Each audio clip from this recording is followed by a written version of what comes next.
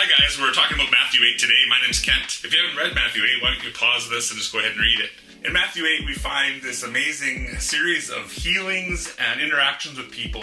Jesus is so compassionate and he cares about people. And I'm recording this in March of 2020, so we have this COVID kind of alertness, and we're all being careful about that. It's causing a lot of fear and uncertainty, and even in the health profession.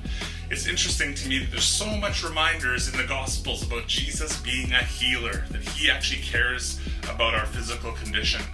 And we also see in this story, one of my favorite, this chapter, one of my favorite stories actually in the Bible is Jesus calming the storm.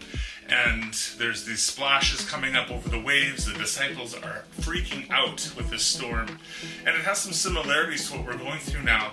There's this suddenness. Actually, the Bible says suddenly, and this actually came upon us very quickly, this COVID scare.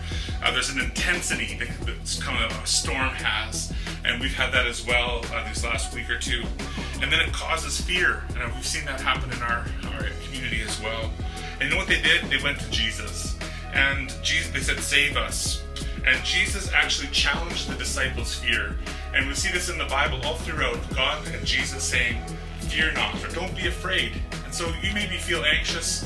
And I'm so thankful this story actually reminds me that Jesus is in the boat. And there's an old song we used to sing, "With Jesus in the boat, we can smile at the storm." Kind of an annoying little tune. But what a great reminder that whatever we're going through, actually Jesus invites us to raise up our faith. He actually says, "You guys have such small faith. Don't be afraid." And so as we go through fearful times in our lives, we can say, "God, would you help us put our trust in you?" Because that's what it means to have faith. It's just to say, "I trust you. I want to put my trust in you." And so as we increase it, we can put our confidence in it. And I love how he says, the disciples say, "Who is this that even the wind and waves obey him?" You know, there's nothing outside of God's power and control. So we can rest and be assured in that. Just as a little assignment, I encourage you to write down some of your fears. And it's okay just to admit them. Write them down on paper so you see them. And then turn that into a prayer and admit that to God. And maybe it's about your health or about worries or whatever it is. And then I encourage you to share it. You can send me a message to the website. Or Jory would love to hear about your fears and your prayers.